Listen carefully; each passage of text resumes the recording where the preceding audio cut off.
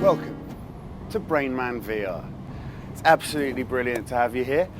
Today we've got a cracking show ahead. We're going to check out a game that was inspired by one of my favourites, Final Approach, and they've made a new one, and it's even better. But this is Brainman VR, this is Neuroformer Studios, and essentially the reason you might want to watch this show is because it helps you use whatever virtual reality kit you've got a little bit better. So, I have tried to record this not once, not twice, but 3 times. It's getting really irritating, always having to re-record it. However, the reason is there's a huge challenge. In this particular game, not only am I the presenter and the player simultaneously, but I have to do a third thing, and that is be the sort of director and cameraman, the producer-director. I have to sort of steer what you're looking at in a much more careful way so that as you're watching what I'm doing, you don't get incredibly dizzy watching on your 2D screen. This is what I realized when I did the edits last 2 times before. It's the kind of game that makes you sort of look around and you're doing one thing after the other, and you're sort of, basically as soon as you've set something rolling, you don't watch it happen. You get on and do something else, right? It's that kind of a game. But that's no good for you, the viewer. And you, my dear VR fanatical friends, are the most important people in this equation. So, I know what you're thinking. Enough chat. You don't really care about how much I suffer in my daily life, bringing these weekly tidbits of joy into your life. You just want to see the action, so that's fine.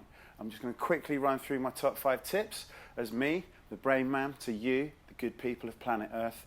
5 tips on how to get your VR experiences as deep and immersive and brilliant as possible. So number 1, virtual reality, when done properly, is a thirsty business. So you always want to have a large vessel containing H2O so that you can replenish your depleted hydration levels as quickly as possible without really breaking the magic of the VR experience by having to go to the kitchen, fill up a glass, put all the kit back on again. Boring. You don't want to do that. So have it to hand in advance. As any Englishman will tell you, all experiences are hugely improved by a cup of tea. So have one of those to hand at all times. Sometimes water is not enough to help you recover from an exciting bout of virtual reality. Number 3, it's hot business. If you're doing VR right, you will be moving around, and therefore you need to make sure that you have lots of your skin on show, and maybe have a fan pointing at you, as I do here. That way, you can ensure that you're losing all of the heat from your body that you're generating through moving your muscles around and really thinking hard. Your brain also produces heat. And then you can release that from your skin here, not from your forehead. Otherwise, it steams up your lenses, which is extremely irritating.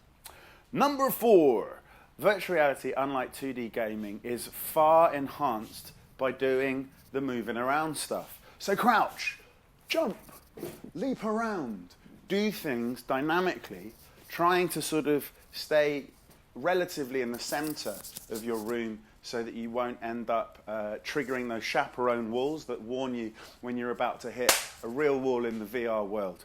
But the more you move around, rather than just stand in the middle, teleport, teleport, teleport, trust me, it makes your experience much better. And finally, virtual reality is so awesome that if you thought that 2D gaming was quite addictive, just wait until VR gets moving properly. Virtual reality is inhibited only by the limits of the human imagination, which are fairly infinite. So people, if you think the games now are good in virtual reality, just wait. They're going to be absolutely incredible in the not too distant future. So please, set yourself some kind of limit. For me, I play for no more than an hour every other day. That's particularly important today because I have a hot date. She's Romanian, she's blonde, she's beautiful, but most importantly, she's a computer scientist, which suggests to me she has a brain. So let's get playing. Oh no, hang on. Headsets here, obviously, otherwise how would you see the beauteous Tower Bridge? Right, So let's get stuck in. Where are my headphones? Over there.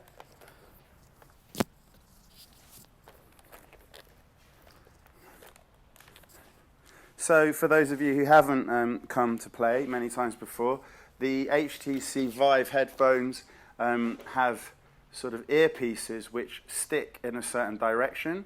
You want to stick them so that they're pointing forward a little bit, the right ear and the left ear, and you also want to stick it around the back because that is where the port is that plugs in.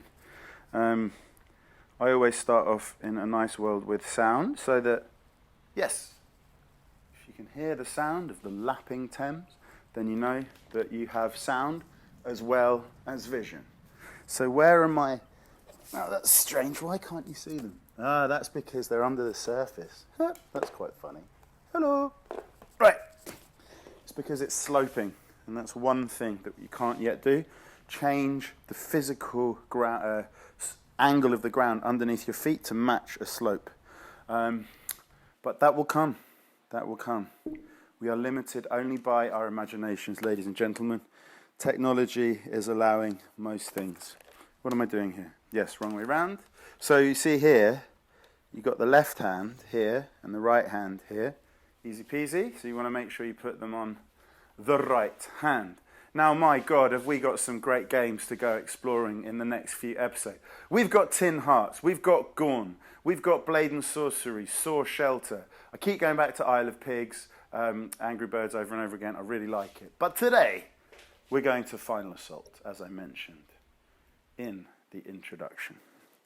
So, pace around, get to know the limits. I sometimes just double check that my setup is accurate. Sometimes the lighthouses, there's one there, as you can see, painted in virtual reality. This is really where they are in real life. Sometimes, if you haven't tightened them up properly, they can swing. And then the world, the virtual reality world is not quite aligned with the real world. So this is something that you might want to look out for. But yeah, I like to pace around to try and teach my brain where the edges of the room are so that I can do it, navigate on an almost unconscious basis in the sense that, you want to stay locked to the middle of the room to not bring up those outer walls. But it's quite nice if you pace around a little bit to begin with. You can get a sense of where those walls are before they're actually illuminated. So yeah, because this is a very graphics-heavy game, it takes a while to load up. I would highly recommend I don't really care about the changes and bug fixes and known issues, but wherever the instructions are, have a look at them, because I got this game wrong the first few times I played it. I kept messing up. Okay, close. What's going on? Okay, it's trying to get me to navigate. So the grip command, which makes you, as you can see, point your finger in and out, finger in and out. So if you grip it, you make a fist, and you're kind of grabbing that position in space, and then you can move it. This is how you move around as a godlike general. Doop, doop, doop. And so we can stick our head out the tent a little bit and see. So you saw that the chaperone came up. Look at this. We are in the middle of a war zone, ladies and gentlemen. So yes, if you leave the zone, it very cleverly sort of makes you blank out. It doesn't want you to go beyond certain positions, and so it can control where you are in space by making everything blank out. Now here we are in our bunker, and these are little towers with, I think, some defenses on it. And over there on the horizon, woo, look at those tracer bullets. You can see some madness going on. So this is where we're fighting the enemy. We're sending some bombs in. I think you can see some planes going over there. Yeah, you do have the ability to maneuver planes around. And it's basically military chess. That's how I would describe this game. So, rather than navigating everywhere, let's go around. close this. Oh, what happened? Uh-oh. I think I accidentally hit a button. Customize. No, I don't want to do that. So we got, I think this is multiplayer, but I don't have any friends. Actually, what is this? Let's hit it. Matchmaking, private match. Oh, okay, that's social. Be friendly. This settings button, I don't know. Ooh. Wow, look. So we're playing from the American perspective. Well, let's see what happens when you play from the Chinese perspective. Oh shit, it's written in Chinese. Okay. Ha! Right, gameplay. Alright, you can change various parameters. Rotation speed, drag momentum, drag speed vertical, drag speed vertical, and then drag speed along the ground. Drag momentum. Alright, you could kind of come to a halt very quickly. Anyway, sorry. This just goes to show, I might have done this twice before, but I never did the tutorial, which I'd recommend. But we're not going to do that now because that would be boring. Let's go to the campaign. Let's continue the campaign.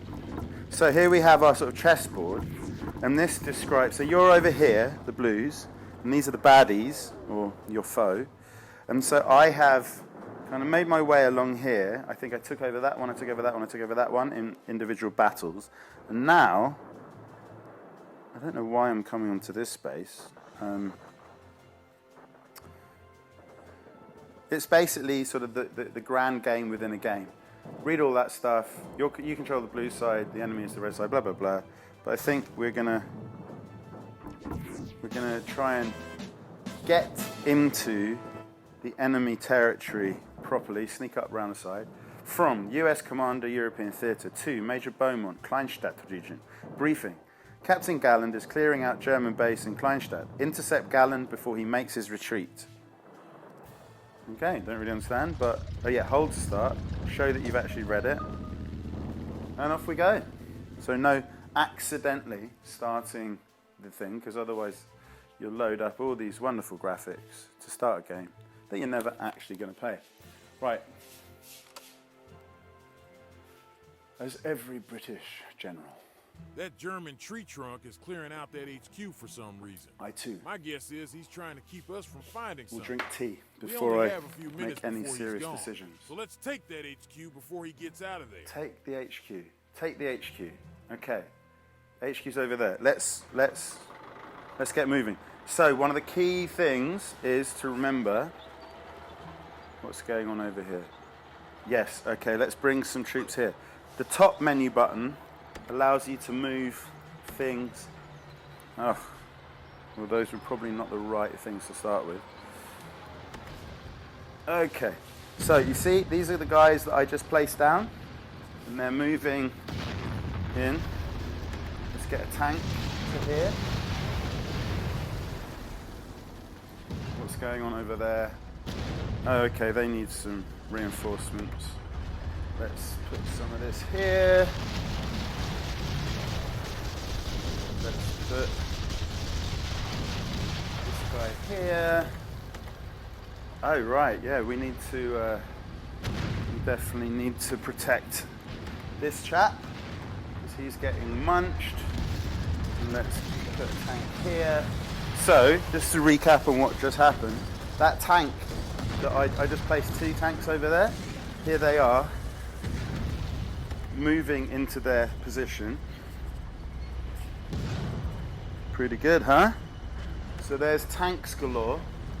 We're heading ultimately over there. Now this isn't good. I think we're going to have an aeroplane over here, because I don't like these baddies. Because the aeroplanes are the most effective way. So I've called it, it's taken off. And then as it comes down, you can guide it, final assault wise. It's one of the best ways of killing the, oh, dogfight, that's not good. No, come over here, you've got work to do. Don't be a wuss, come here. Whoop.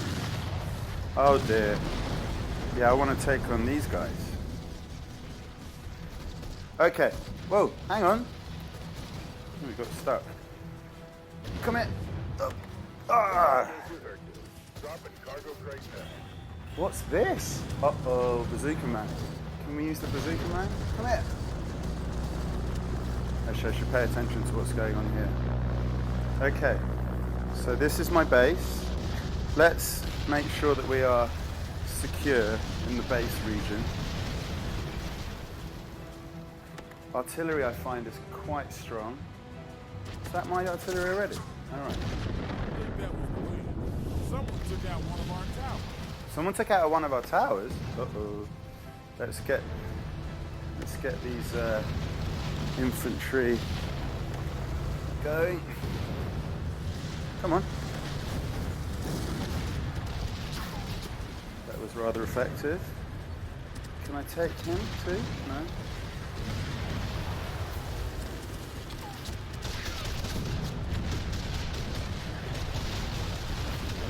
Okay, I think we're going to have to get this tank into the mix.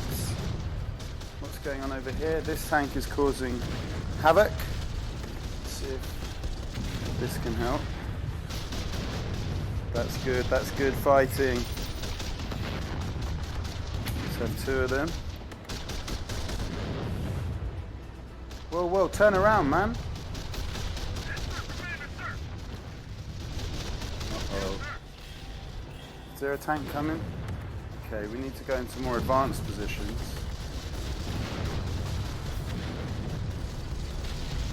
Okay, yeah, fire on that. Fire on that. Is that my plane? Yes, you are. Let's kill some of these baddies. Good, good, good. Let's see if we can. It's not the best. Let's get a tank involved. Okay, go and kill him. This is causing problems. Hey, what are you doing? Yeah, that's good. That's what we like. That's a pretty sturdy defeat. Let's bring a plane in here. Get rid of these. Oh, they're ready. Go for another. So hang on. This always happens. This is looking pretty dominant and strong, but it's usually at this time that nastiness is happening elsewhere.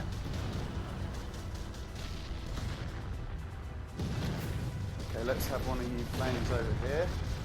Get you into the fray. I think we're going to have to take on this chap. Yeah. Okay, we're taking out this tower. This is good. Okay, so.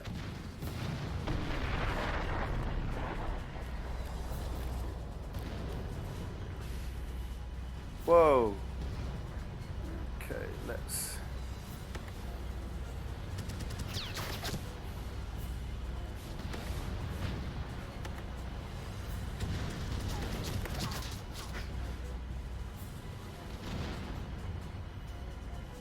Everyone seems to be having a wonderful time. So I think we can afford to advance some of these people. Virtual Vive Sanity.